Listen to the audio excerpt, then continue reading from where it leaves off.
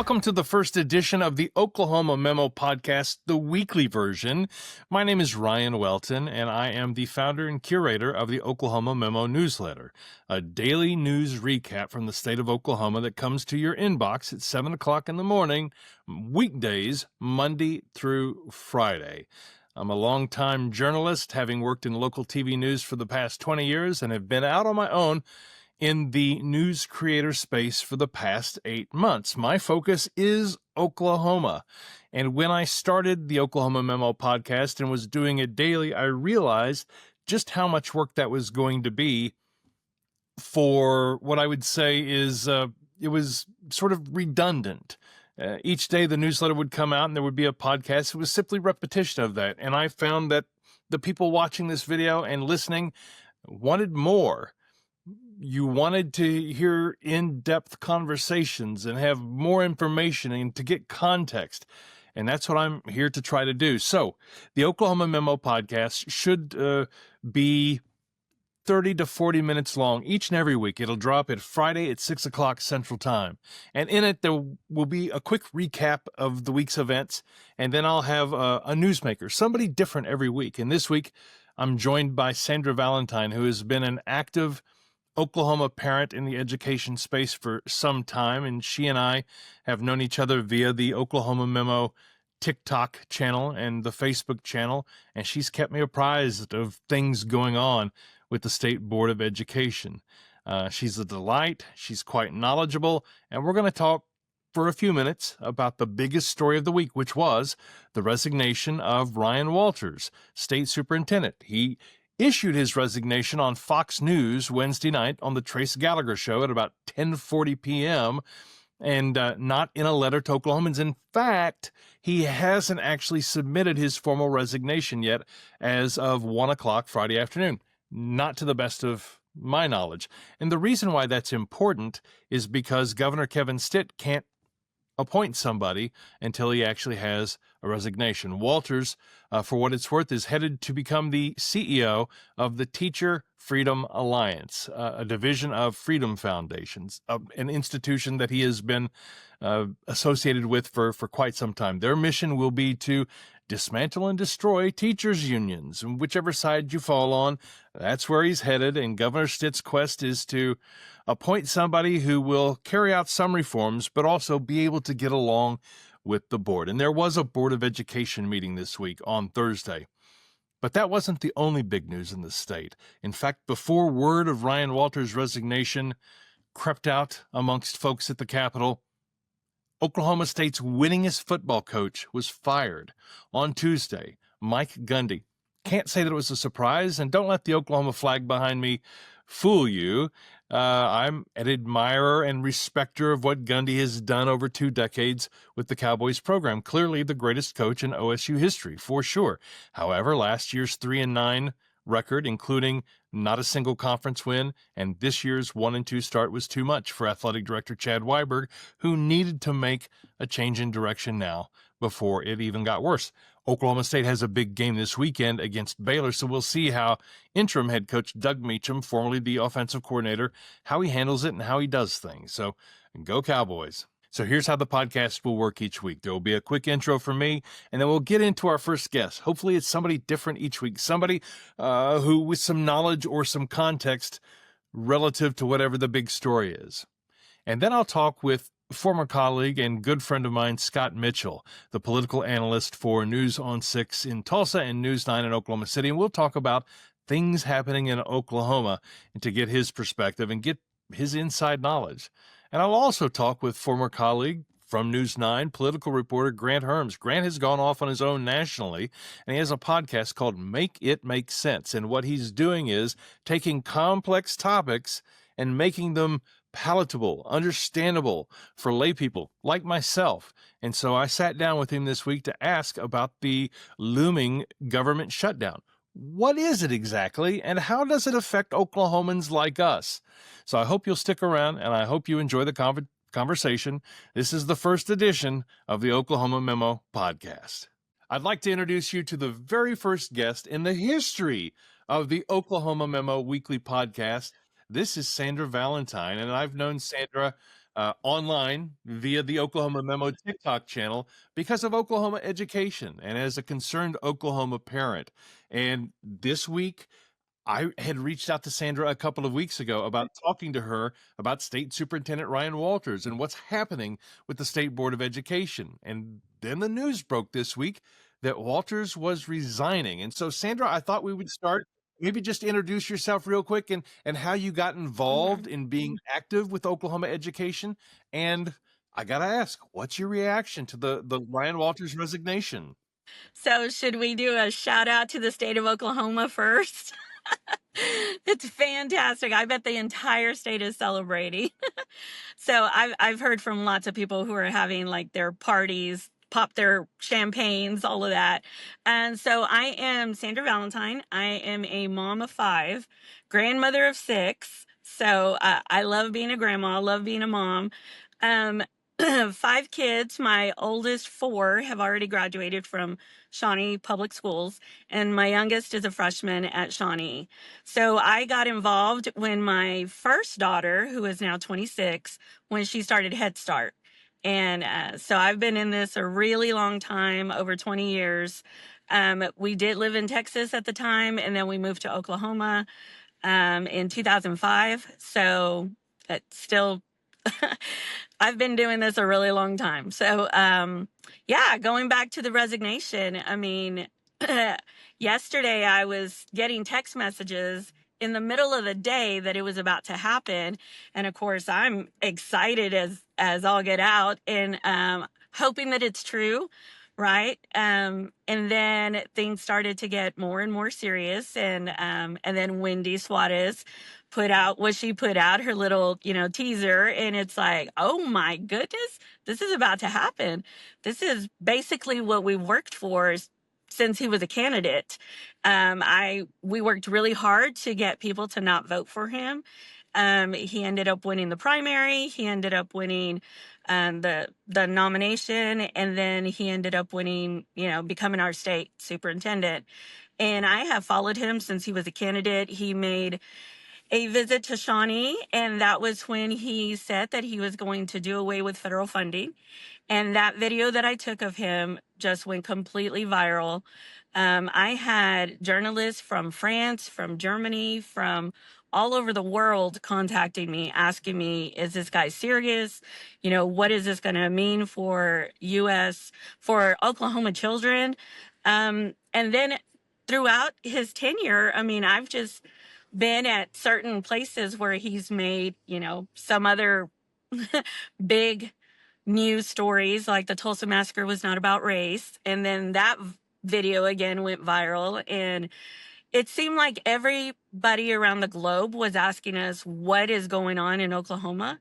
And people here were just either they were too busy with their own lives that they weren't understanding what was going on. So I just started educating more and more and more, and it seemed people were interested in what I was saying. And so I've done a lot of underground work as well as a lot of educating at the top. So I started meeting with legislators. I did some interim studies with Representative Waldron. So I've been a voice at the Capitol for at least the last 3 or 4 years. And then, yeah, and then, so this resignation was just, wow, all of our work, all of our collective work, putting together how dangerous this man is to Oklahoma public schools and this generation that is going to grow up with his theories, his ideology, and that is startling. So we're very happy, we're very excited, still weary about what's to come, but still, I mean, we have time to pause and celebrate right now. And I've always gotten a sense from you and from Sean that it's not animus toward Ryan Walters for the sake of animus. It's it's having somebody leading the entire operation who's against the entire operation. It's like having an arsonist as your firefighter. It's weird. It's a weird. I mean, you want somebody who is pro schools, pro teacher, pro student, and even though Ryan, to be fair, would say that he was pro teacher, he comes at it a different way. But you have this entire other community of people who said, "Whoa, this really isn't the way to do this." He didn't make a lot of friends, wasn't much of a compromiser. What do you hope to see, whether it be in the interim pick from Governor Stitt or whoever's elected? What do you want to see from that person? I mean, they don't have to agree with you on 100% of Right. everything, right? So let me start off with Ryan and I had a great relationship. I mean, we would talk, um, maybe not hours, but I was able to have good conversation with him. He knew my daughter by name. He asked us what we were doing for Christmas. I mean, we had very friendly conversations with each other. And I tried to explain from a parent point of view. I'm also really solid in calculating our state report card. So I would ask real detailed questions that he really didn't know the answers to. And so I would try to walk him through what this would actually mean to a certain population or a certain school or a certain part of our state. And he seemed like he was paying attention. And then all of a sudden, from one day to the next, I personally saw a big flip on him. And then from there, we never spoke again. So what I'd like to see with whoever takes this place is somebody, again, that I can go and speak to. I did it with Joy Hoffmeister before Ryan Walters. Like I said, I would sit and speak with Ryan Walters. So whoever the next person is, I would love to be at the table, have a conversation about policies, because that's what it all boils down to. I may not have like the big money or, the big pack dollars that some of these people are after, but my biggest commodity is my daughter and her public education. And when I think about the public education that I received in Texas back in the 80s and 90s, she's not getting the same thing that I got. And that is saying a lot because we're in 2025.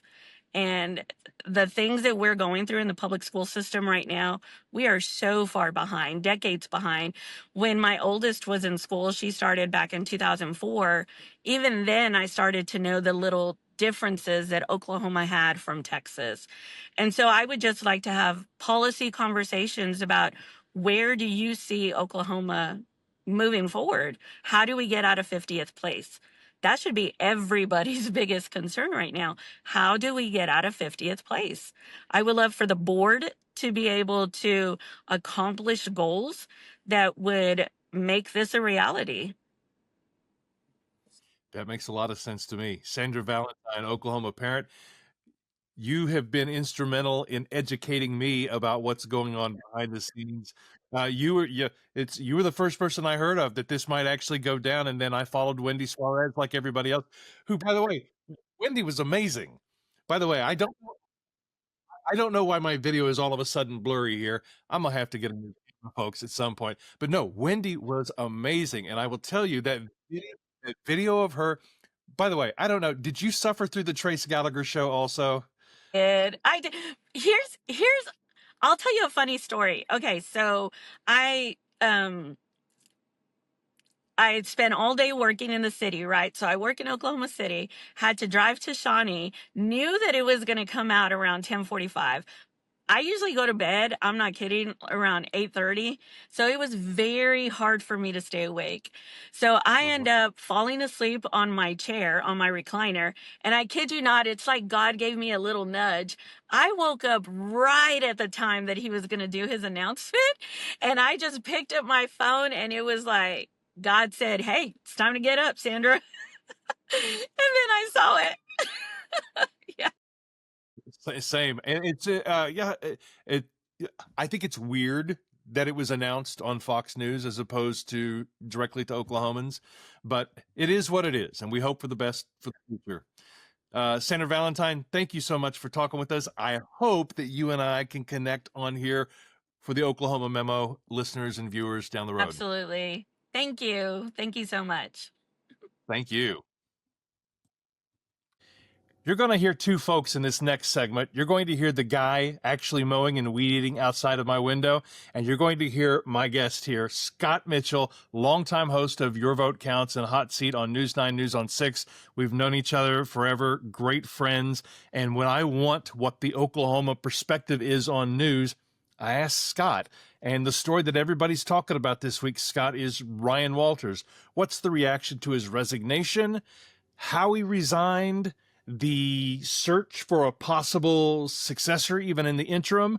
And then we can, after that, talk about the impact to the 26th governor's race that he was never a part of. But first, the reaction. What are people saying about Ryan Walters resigning? Well, what people are saying is, here's the thing about this. There's a situation in the Republican Party where not everybody can be 100% frank, if you know what I'm saying. Okay. And part of it is, it's kind of like the guy next door mowing. Okay. I mean, you're having these conversations and then there's this chaos and all this stuff that comes in that is not pertinent to what's going on, but it gathers the attention. Right. And Walters was that. Look, we had a fairly high profile coach leave the ranks of high profile coaching this week.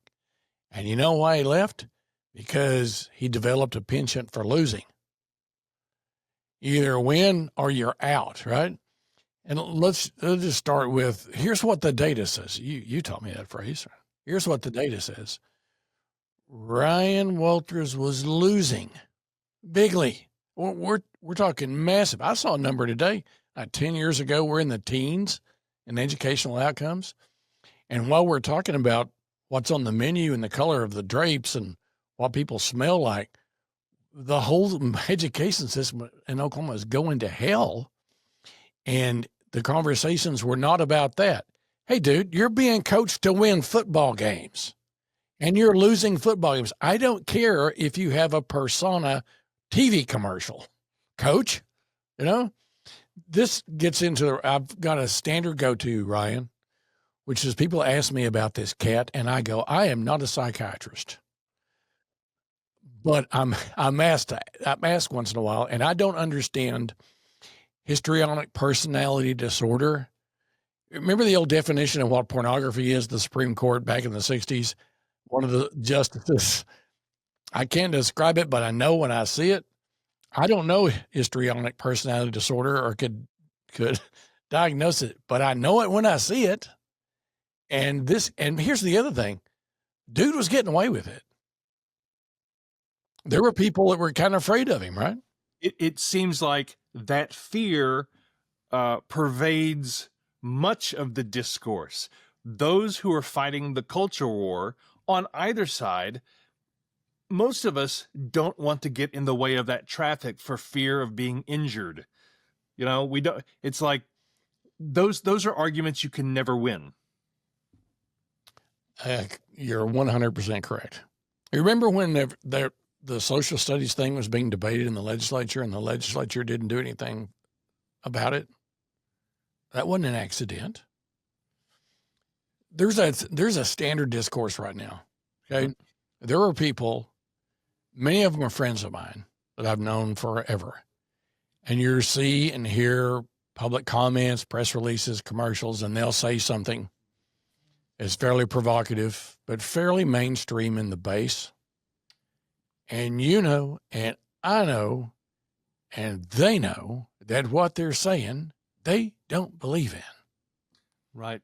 And you know why they say it? Because they fear the base. Now, I'm talking about the intellectual, cerebral, right thinking sort of, I'm talking about the ideological, emotional, the word that's often used is pejorative, but it's all, you know where it's what I'm about to say, right? The fill in the blank, the crazies. I'm saying it, you know it, everybody knows this, okay? And so you asked me about the situation. What I'm hearing is that some civility, some civil discourse might return, because when you have a bomb thrower, you can have the most cordial conversation well thought out thinking. And when they come in and throw bombs and scream fire in a crowded opera house, guess what gets covered? Right. The arsonist gets to try to, you're depending on the arsonist to put out the fire. And that's always a problem. And you say this will raise the civility of discourse. Could that impact even what we will see next spring in the governor's race? He's not going to be a part of it now. He's going to be running this organization. Yeah, unless you'll never find another bomb thrower like this. I mean, there's some of them out there, and they'd like to be, but they wouldn't have the base that this guy's got. And we've been hearing this. A lot of the stuff about this cat has been when people will say, well, this is what was said. And I go, were his lips moving? Because that was the disqualifier for me. If his lips were moving, and we're talking about, Churchill had a good word for lying, a fundamental misdirection or something like that, right? So were his lips, anybody that wants to understand the nature of this guy, just look at Tommy Johnson's press conference.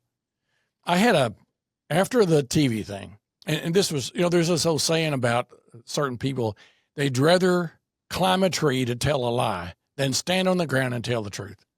I got one in my family, okay? And this was a situation when that TV thing happened. It sounded squirrely, right? Right. And an insider with OMS, who was the state's cybersecurity agency, said, if he'll just gather himself and hand this stuff over to us, if he's telling the truth, we can prove it pretty quickly. But no, he had to go out there and then slander and libel these people on the board, which, by the way, the statute of limitations ain't up on that. And if those people still decide to do a slander and libel suit, okay, right. Now, it's very hard to get one. In Oklahoma, under quote unquote tort reform, we made libel and slander much more difficult. Mm-hmm. But, a lot of legal people that I talk to go, well, that's a slam dunk if you can get past day one. So not only that, but you probably saw the story about the former secretary of the Board of Education suing, a big suit there. Could there be other legal ramifications for his departure? I don't even know what it would be. I don't know. Listen, the guy didn't have enough money in his campaign kitty to pay his ethics fines. And then people were coming to me, Walters is going to announce him. Get out of here. Okay. Right. And the numbers, a couple of pollsters I've talked to that are pros. Okay. His numbers started going down after Nudie-gate, right? Had he handled that differently and just said, hey, I didn't do this, and then let the investigation play out. Here's the thing, and this is where you get into where you need to be a psychiatrist. He knew he didn't do anything wrong. He knew it. So why lie about it, right? Sheriff Johnson described it perfectly. Yeah. This was an accident. That's, by the way, when I was at Griffin Media for 7.5 years, we've got Samsung Movie Hub everywhere. And I know this because, like, up in the top area next to the kitchen, there would be like random music videos playing. And I was like, I don't think anybody actually turned the TV to that. 100 miles an hour. I had a conversation with a good friend who has one of these in a big working area and was asking the administrators about it. He'd heard it playing one night. Mm-hmm. He went up and asked, and the person that's kind of the general manager of the area said, you mean the Ryan Walters TV? It happens, okay? But why in the world would you go out there and say that Kevin Stead and these board members it was some kind of a conspiracy when you knew that wasn't true? Right. Speaking of Governor Stead, he's got a big decision to make. Are you hearing anything about who it might be? I heard, even from Governor Stead himself, saying that he was just looking for somebody to do the work of Oklahoma schools, teachers, and students, somebody who is reform-minded, but works well with others, is what I inferred from the whole thing. He just wants a team player. 2 words I'm hearing. You'll love this one. That would be different. Responsible adult. I've heard that from several. Responsible adult. And also in connection with, and the difference is the next one's going to be responsible to. I heard the same thing also. Somebody with an education background, and but open to reform. And also, when we were taping, I taped your vote counts early this week, and one of the issues could be a lot of the names that are hearing, and not Shane Jett, and not Mark McBride. They've already got throws, and then there were several others that were leaking their own names out there this week. But it's pretty hard for a legislator, or if current or former, they got to be out of state government for 2 years. And number two, the governor really can't go out of state. You've got to have, based upon what the statutes say about the superintendent, you got to have somebody that could run or be qualified to run, for example. And that means you could have the greatest reformer of New York State. We think the statutes, I've only got 2 sources on this, so none of them are legal, okay? But that they're solid sources, that he just cannot go outside of the state borders. Look, I mean, this is probably not the fairest thing to say, but I would imagine Oklahoma State University is going to do a nationwide search for their head football coach. Mm-hmm. And it seems remarkable that the chief executive of the state of Oklahoma could not go outside of the state borders to find, yeah. I mean, who knows what's in that department over there? Nobody's been in there but loyalists for a while. I mean, to me, this is going to be, and today he did another, I guess he was like trying to show up the board again. I mean, just really exits the state. The theme of today's board meeting was, I control the agenda. If you don't like it, you can sue me, which is just contrarian. Yeah, you own it. You own the 50, pal. Right. So congrats. What about the candidates who have already said that they were running for state superintendent? Would Rob Miller from Bixby, he's already running. He's popular. He's a Republican. Yeah, it's a possibility. I've heard the name. I've heard Senator Adam Pugh. I named former House Common Ed chair. I'm not sure it was Common Ed, one of the education committees. His name is escaping. Representative Baker, who's now with the city chamber. So there's any number of folks, maybe some from academia. I don't know. This is not going to be a caretaker thing, I don't think. Okay, I don't think they'll be looking. This is a legacy pick for the governor. And it sort of goes to one other thing that he's mentioned. Governors did. The press just rolled over this one some time ago, but he said, maybe 6 months ago, you may recall, he said, we need to revisit how we're electing every single thing that moves in Oklahoma. We've got, just think about it. Insurance commissioner, labor commissioner, auditor and inspector. You want a politician bean counter, a politician regulator, a politician labor person. Look, the president of the United States owns the cabinet, right? He appoints his people, do his deal. Now, if you're on the party on the outside, you don't like it. If you're party on the inside, you can sort of run the government. But we have time in Oklahoma where that the lieutenant governor was from the opposite party of the governor, and trying to karate chop him the whole time he was in. It's stupid. And here's the thing, Ryan. We all know about the founding fathers in Oklahoma. They were populist. They hated big government. They hated concentrated power. But you take a situation where what they did, but who owns the insurance department? Who gives the campaign donations? Let me rephrase. Who puts the money in for the insurance commissioner? Insurance companies. You think consumers have the same sway there as no? Okay. When you look at the Corporation Commission, who gives the biggest amount of campaign contributions? Corporations and utilities. Consumers, you got AARP out there watching the windmills turn, right? Like Don Quixote. So the irony is that the founding fathers wanted to decentralize power. They put it all together. And so you've got things like the superintendent of public instruction, which is a academic and a management and a futuristic sort of person. And you go out and you elect demagogues and ideologues like Oklahoma's been stuck with for the last 3 years. And here's another thing.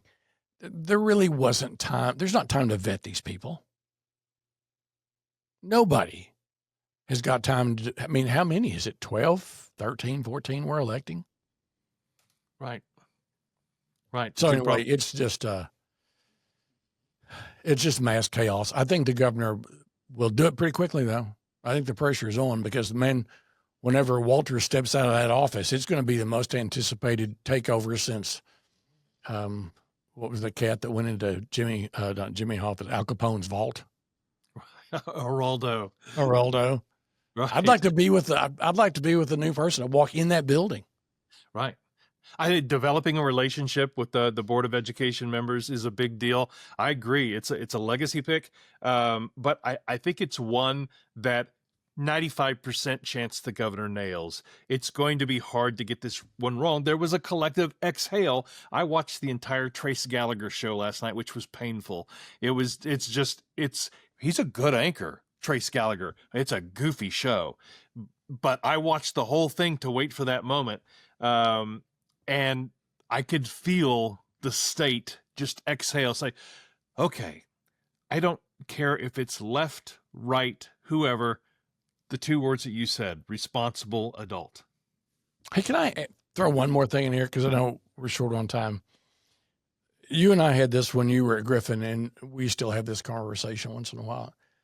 I haven't spent a lot of time talking about this guy because I felt like very seldom did he come with something that seemed substantive to me. It seemed like clicks. Right. Okay. Because I'm looking at, what is your job, dude? Your job is to make sure that we're competitive, right? And I don't give flying crap about the stuff he was talking about. Okay. A lot of this stuff should be done in the homes. Now we're finding out these Bibles are like, they flunk. They don't have half the government in, half the Constitution in them. So my point is that I was trying to offer some discipline. And you go all the way back to presidential campaign back in 2016. Media got beat up for covering Trump all the time, right? And then in 2020, they took a different tack. The whole point is, sometimes I think the media, we have got to be judicious about how we cover some people who are clearly don't like the media. And I get it. A lot of people don't. You just mentioned a channel I ain't going to watch because there's almost $1 billion worth of reasons why that they had to pay they lied, and they paid almost $1 billion for lying. Done. I'm not going to watch somebody that does something. Right. Yeah, it's you bring up a great point. There's an interview on KOCO tonight where they sit down with Ryan to talk about his new position, and they brand it as an exclusive. And I'm like, that doesn't impact Oklahomans whatsoever unless you can ask him questions about how he's leaving the department, which he won't answer. He won't, the thing is that, yeah, it's for clicks and to fight the culture war. And again, not doing the actual business of Oklahoma schools, teachers, and students. Yeah, that doesn't enrich the culture. It doesn't answer any questions. It just gives a politician a platform to spew more hate. I remember exactly what I was going to say now. We in the media have often abrogated our responsibility as gatekeeper. The thing about the Fourth Estate is that we have a responsibility to be gatekeeper. There's always the discussion of, do we give the viewer what they want or what they need to have? And we've been entrusted with that gatekeeper role. And I think it's important that we don't pander to the audience. So that would mean, Wendy Suarez did a fantastic job this week, breaking the news, following him after the interview last night. Just brilliant job. And I admire Robin Marsh did a brilliant job talking to Ryan Walters the morning after, or whenever he was on the air. I forgot the situation, but I texted her and I said, that was a master class. We don't need to push back against elected officials for the sake of pushing back. It's because of our role. The only job in America that's actually in the Constitution, journalism. And it's that important. And to your point, when we abrogate our responsibility as gatekeeper, then yeah, it becomes a click chasing endeavor. Well, I interviewed him once. I think it was a hot seat probably 3 years ago. And that was at that period of time when I had a lot of people going, hey, this is a thoughtful guy. Okay. Right. I remember when you and I did the Echo Yeah. conversations with all of the folks from there. It was a different time, and he was a different persona. And I think the question has been, is this an act, or did he get indoctrinated some way? Because where the media's mishandled this one is his job. He didn't do his job. Okay. Head coach of the football team, baseball team, it's wins and losses, man. Yeah. Yeah. All right, Scott, I appreciate you joining me. I hope you'll join me every week, but I can't let you go this week without talking about Packers Cowboys. What happened to the Packers against the Browns last weekend? And surely, I guarantee, Packers always do brilliantly when they're in Arlington, Texas. Oh, yeah. They'll have to go fish the guys with the silver stars on their helmet out of the locker room. Cleveland's got a really good defense. And the Packers got to reading, we're going to go undefeated stuff. And Jordan Love made a boneheaded play, and Rich Bisaccia, I loved him as the coach of the Raiders, man. I'm the first in the line. Like, I think you got to get rid of Rich Bisaccia. He's a bad special teams coach. And that's it was just weird. So right now, what I'm just trying to do is I know tomorrow you'll have a guest that's fun, but I do want to pass on to Herms that all the Detroit fans were counting all of their World Series wins and their Super Bowl wins. And we'll beat Dallas pretty bad this weekend, but we really did show them Lions. So we'll be coming from it. We'll fix this. We'll fix it. Rebounded very nicely. That win against Baltimore was pretty good. Hey, listen, you got 1-3 Baltimore and 1-3 Kansas City this weekend. That's crazy. Is that nuts? Somebody's in trouble. Okay. Yeah. Somebody's going to be 1-4. Yeah. Scott, thank you very much. Have good shows. By the way, I love Riverside. I love I'm stuck with StreamYard, which is a horrible, horrible company.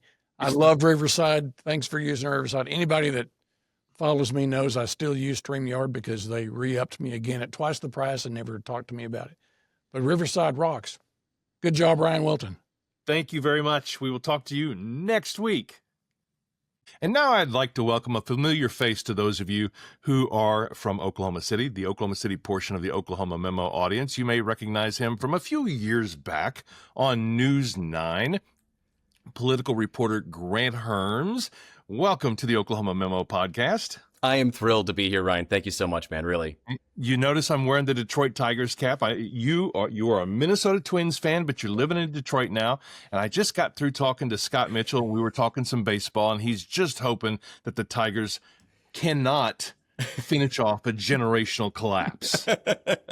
I mean, I would like them to not finish off that collapse as well. But boy, this last series last weekend, they're not giving any options outside of that right now for this. But I would like them for this city to continue, because also as a long-suffering Minnesota sports fan, I got to have something to hold on to while I'm, not at home.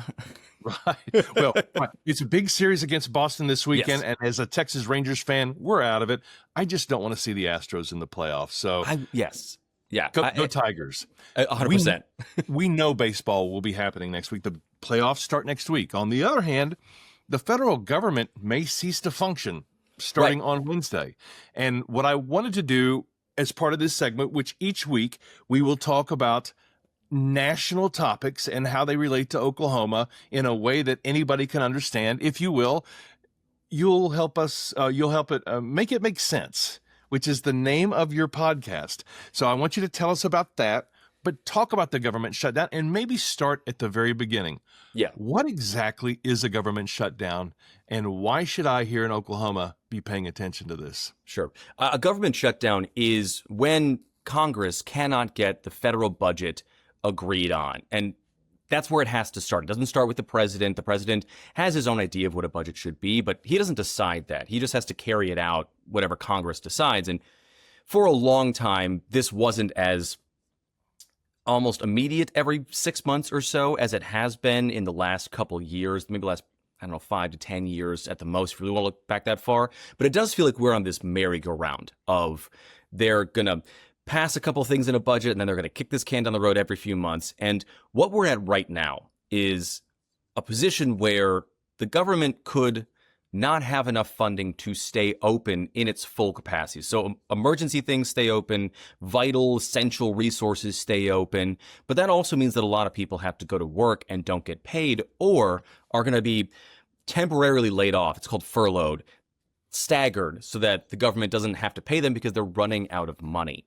And it's just not the best way to run a railroad. I mean, nobody likes this situation on either side of the aisle, but it is a good chance for all of them to play real politics with people's lives.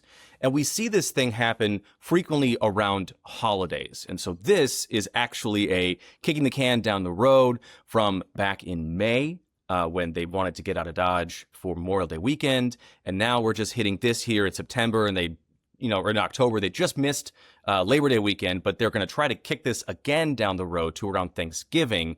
And the hope when they schedule these things around the holidays is that they can force people into a deal by threatening with keeping them there for the holidays. But what happens this time around is the money runs out October 1st, which is Wednesday next week. I was going to say Tuesday because my days are all off, but it's Wednesday at midnight. So 12 a.m. October 1st, government shuts down. And that impacts a lot of things. I mean, we are talking about, yes, you always hear like, national parks and monuments are closed. That is a thing. You talk about the other things that really impact our lives. TSA, air traffic control, those people go to work, they're not getting paid. Some of them don't show up to work, they're not going to get paid. And that's a real problem right now, especially for air traffic control. Yeah. These flights might get canceled. Right. Yes. I mean, I think it was 2018, 2019, which was the second longest shutdown we've ever had. Just 10 air traffic controllers didn't come to work at LaGuardia in New York, and it grounded flights. Just 10 people.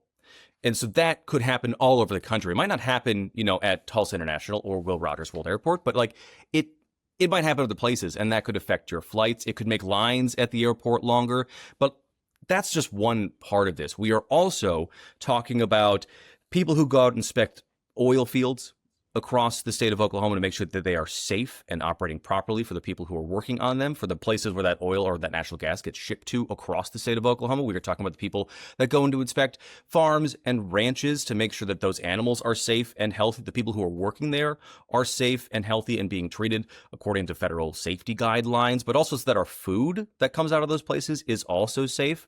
We are talking about a lot of military and service members. You can think about like Tinker, right? And also Lawton and all the other places that are around Oklahoma, Enid, right? That those folks still have to go to work. They're still, service members, but they're not going to get paid. And a lot of times their paychecks are put on hold. The civilian members who work in defense in the state of Oklahoma, a lot of those folks might get furloughed. And when we talk about those things too, those people do eventually get paid back. Most of the time. The people who don't are the contractors that work with all of the government agencies. And the government is a giant employer at the federal level, but also at the state level too.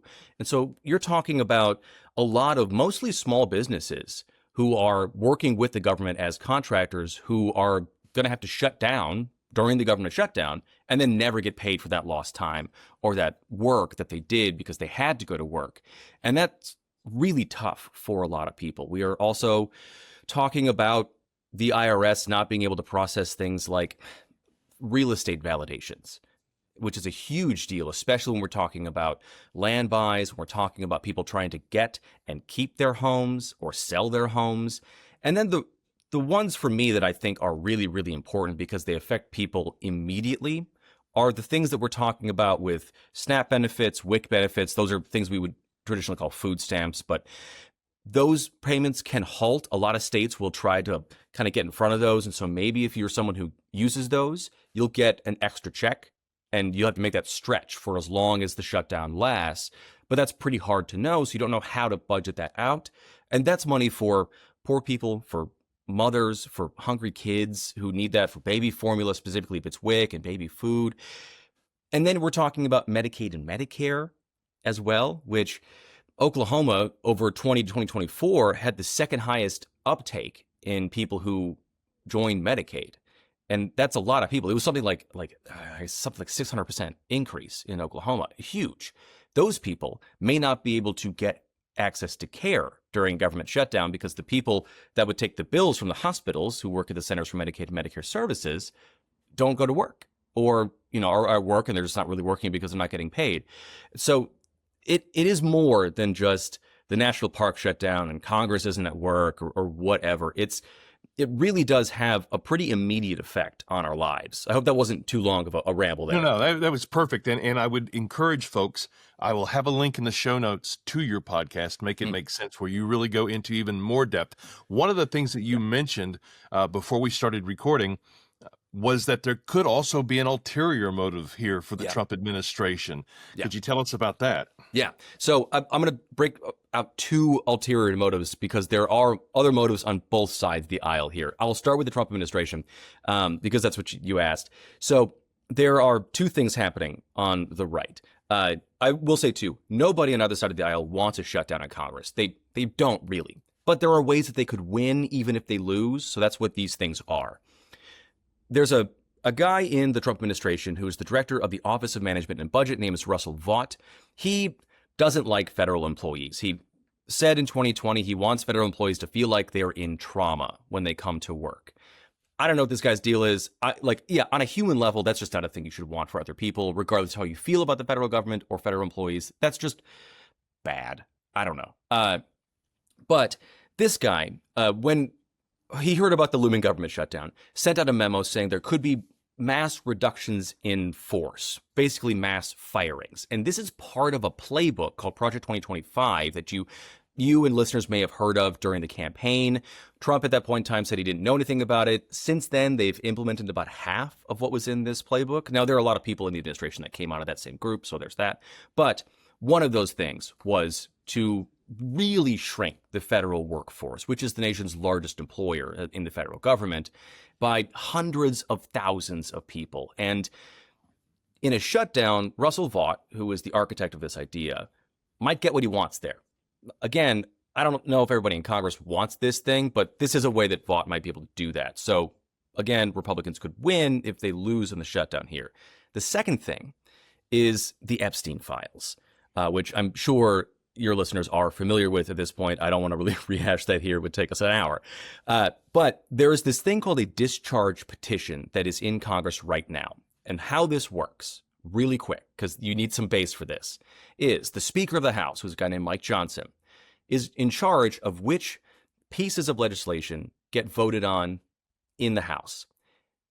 A discharge petition means that a majority, 218 House members can sign this letter and say, Mike, we want you to put up this bill that you've been not putting up.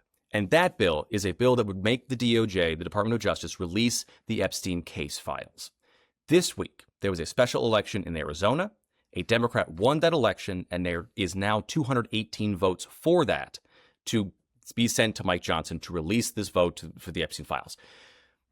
Mike Johnson canceled all votes Monday and Tuesday next week. And he did that because this new Democrat can't actually do anything on the petition and can't vote until she's sworn in. But if there are no votes, she can't be sworn in. So he is hoping that he can keep this vote off the books, off the table for just a little while longer. And if there's a government shutdown, then they've got this other fight that's happening, and who knows how long that lasts. And they can push the Epstein file thing a little further away. And that is what Mike Johnson wants because it's what the president wants. And I don't know or understand motives there. I don't claim to. That's just what's happening here. On the other side of the aisle, the Democrats here are hoping for also two things. The first one is they are really holding up stopping this government shutdown at this moment. Republicans want to pass this thing, which is called a continuing resolution. It's a CR, you'll hear it called, which means government funding stays exactly where it is. They want to add somewhere between $85 to $120 million for security for elected officials right now, given the increase in threats that we've seen over the past few years. And a lot of them are really scared, and that's a valid concern. Democrats are hoping to get back some protections for health care that were lost under the Big Beautiful Bill earlier this year. So Democrats want to add back somewhere between $705 billion to maybe $1 trillion in health care, tax credits and expansions, and keeping things in place that would stop about 6 million people from losing health care coverage under things like the Affordable Care Act. So they want to win there. And Democrats, maybe one of the only issues that they're really above water on when it comes to who's in the majority of these things is healthcare. And so they know that that's a winning issue for them. They also are going to see this, and are seeing it right now, as a way to stand up to Donald Trump and members of Congress who are doing almost everything that Trump has asked in a way they didn't last time. And a lot of voting Democrats were saying back home, you need to do more. And so this is them doing more. And so again, if there's a government shutdown, Democrats might win even if we lose in this shutdown. And so there's this layer that is like, this is what happens at the government shutdown. And then this under thing that is this real politics playing. And I will say, this is the kind of thing that makes people hate politicians, Ryan. Like, this is the thing that, like, there are these things happening under the surface, and these are always happening. But we've got real people's lives on the line. People with access to medication, access to food, access to things like Social Security checks, payments to service members. And what we're doing here is playing political tennis back and forth. And it's really frustrating to watch, I think, for a lot of people. Right. I have to imagine, do you have a gut hunch as to how this is going to end up? If you were a betting man. I'm a terrible bettor because I'm always an optimist about these things. I am too. So right now, the president was supposed to meet, I should say, earlier this week with Democratic leaders and canceled that meeting at the last minute. And there have been no discussions between him or someone like Mike Johnson or the leader in the Senate, a guy named John Thune, and Democratic leaders at all. They are fully at an impasse here. And it's Friday morning as we're recording. Things could happen over the weekend. But again, the House leaves. They're adjourned. They're on recess Monday and Tuesday next week. And so I would like to think that there is some late night thing that happens on Sunday night, say, or Monday early morning when they can hammer this thing out, and maybe, Democrats get a third of what they're asking for, but it also forces this Epstein petition to happen. And, maybe that thing happens. I don't know. I really don't. I would like to think that a deal gets made here.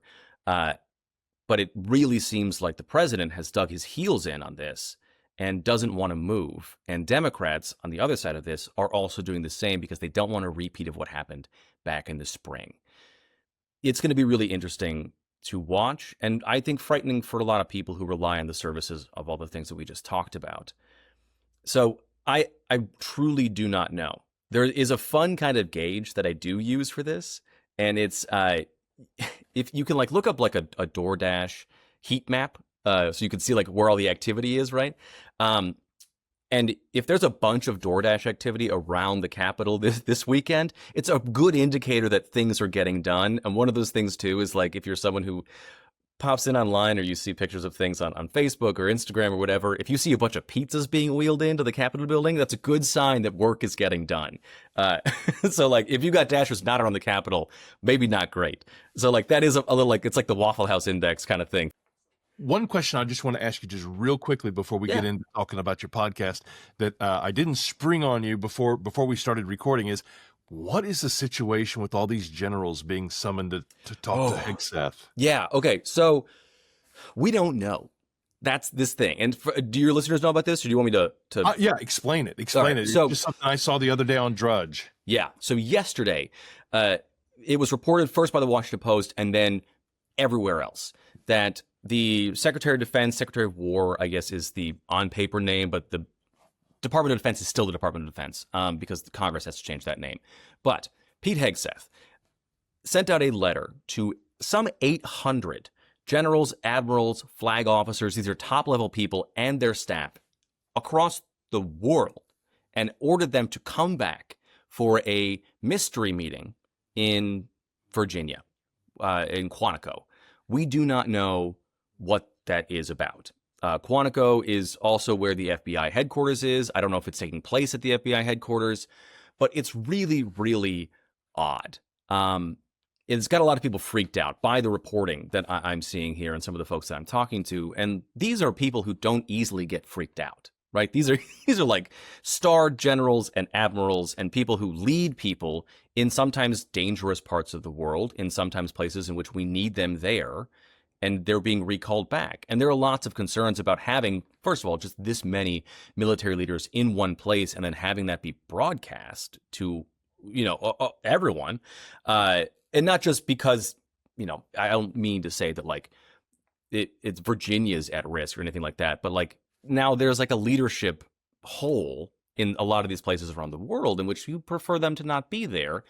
But then second, we don't know. Hegseth earlier this year did sort of cull a bunch of top military brass, but that was more really like a changeover in the administration. He did say earlier this year he wanted to get rid of about 100 top generals and like shrink sort of what he called bloat in the Pentagon. Different people on different sides of the aisle have talked about that for years and whether we need that or we don't need that. So, and that's also up to kind of his prerogative a little bit. But we don't know what this is. There are a number of things on the table. It could be anything from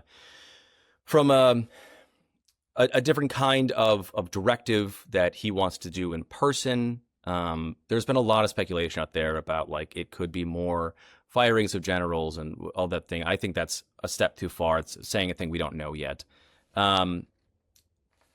There's the actions the United States has taken recently against Venezuela and alleged drug traffickers.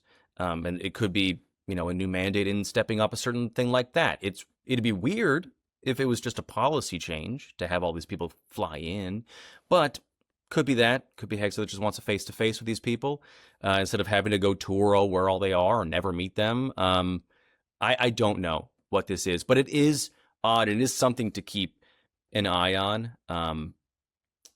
because it's so out of the ordinary.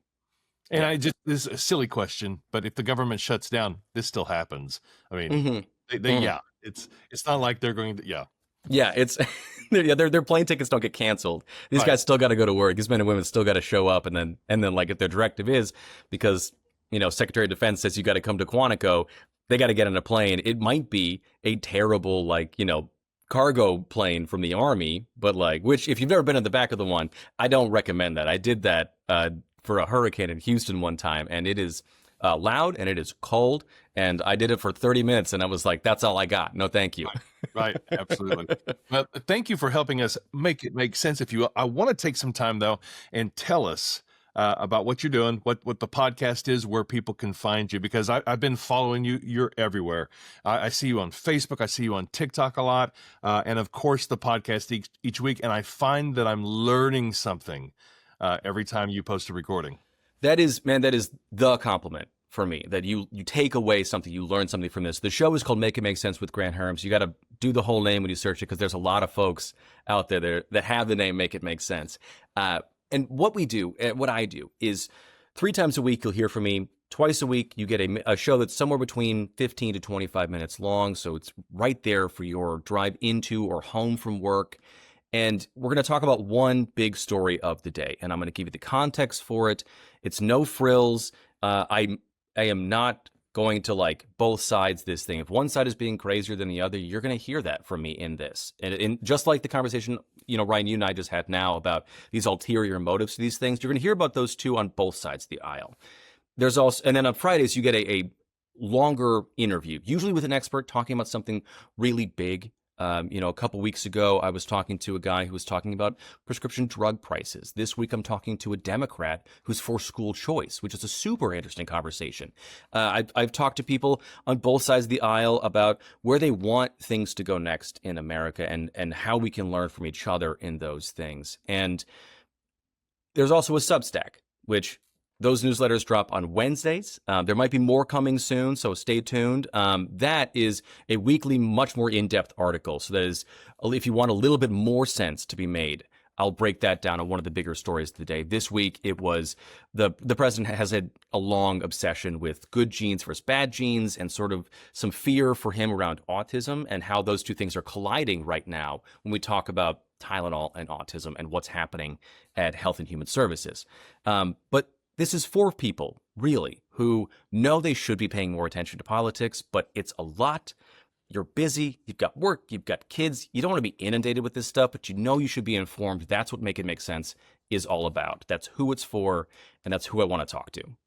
It's very much aligned with what I'm trying to do with Oklahoma Memo. Just, it is very important to the future of democracy to help people understand what's happening at the federal, state, local levels. This is complicated stuff. It's not easy. And I appreciate you taking some time every week to talk to us. Well, thanks for having me, as always, Ryan, really. Awesome. Have a great weekend. You too. And now I want to give you a preview of a new podcast I've started with a longtime friend of mine, Jeremy Cook. I'm a Boomer Sooner, and he's a proud, loyal, and true Oklahoma State Cowboy. We got the idea quite a while back to do a podcast about friends who root for opposite teams, and we often root for opposite teams. It's not just in college football, but we thought even though the Bedlam rivalry is essentially dead with the Sooners being an SEC and Oklahoma State in the Big 12, the rivalry and the conversation doesn't have to be. So we created a podcast called Bedlam Buds, and I wanted to give you a taste of it right here. It was the right week to launch this podcast with the dismissal of longtime coach Mike Gundy and the elevation of Doug Meacham, offensive coordinator, to be the coach for the Pokes when they take the field this weekend against Baylor. Here's a taste of Bedlam Buds.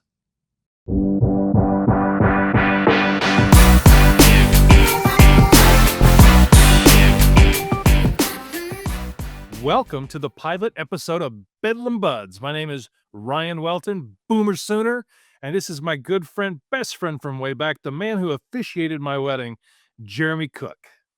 Go Pokes. A perfect day for a pilot episode, but a sad day for the legacy of head coach Mike Gundy, who was essentially fired today. Some people said he's out after 20 years. KOCO, they just went out and said he was fired. I mean, I think we see the writing on the wall. What's your reaction, man, to all this? Well, I mean, the reaction is torn because Coach Gundy is the winningest coach OSU has ever had. He's the best football coach that OSU has ever had. There's no way around that. There's no way you can deny that.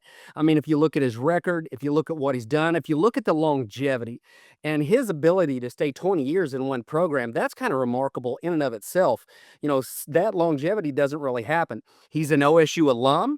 He's an OSU grad, and, he bleeds orange. So it's a sad day that, the guy that only had 2 losing seasons out of all of his complete years at Oklahoma State, of all places, is now gone. So there's a lot of sadness involved with this. Unfortunately, that's the situation that we're in. And so, now what we do is we got to look forward. We got to look to what's next. But Mike Gundy himself, he's a terrific individual. He's a good man.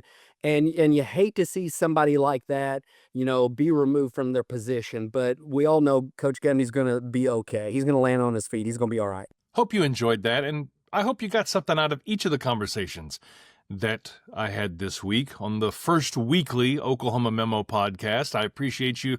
If you're to this point, you've listened to the entire show. I really greatly appreciate that, and I would love any feedback that you have. You can message me anytime at news@oklahomamemo.com. Let me know whether you're watching this or you're listening to this and how you found us. Each week I plan on talking to Scott and to Grant and to different guests from across the state of different political ideologies. If you would be interested in being a part of this program, message me at news@oklahomamemo.com. As soon as I get this posted, the goal is to have this live at 6 p.m. each Friday night. But this weekend, there is a special event happening in Oklahoma City. It is the Oklahoma City Greek Festival. It is a favorite of mine as somebody who loves good food and drink and European culture. And I especially love Greek food, and I love Greek beer, Alpha. If you've never had it, it's just really, it's extra carbonated. It's like Rolling Rock with mussels. I really, really enjoy it. Love the dancing, love the conviviality, love the baklava. Come on, it's a great time. So whatever you got going this weekend, whether it's that, Baylor, Oklahoma State, Tulsa, playing Tulane, that's an interesting game. Perhaps the future Cowboys coach is coaching in that game. The Sooners are off this week. We hear that John Mateer, his surgery went well with Dr. Shin on the hand, on the thumb, on the wrist, whatever exactly it was. We just hope he's back soon. But in the meantime, we are fully behind Michael Hawkins Jr. for the game next week against Kent State, and then, of course, against the arch-rival University of Texas. But for now, that is it for Oklahoma Memo. If you haven't subscribed to the newsletter, please do so at oklahomamemo.com. It's one email each day, a news recap that hits your inbox at 7 a.m. every weekday. Thank you again. My name is Ryan for Oklahoma Memo.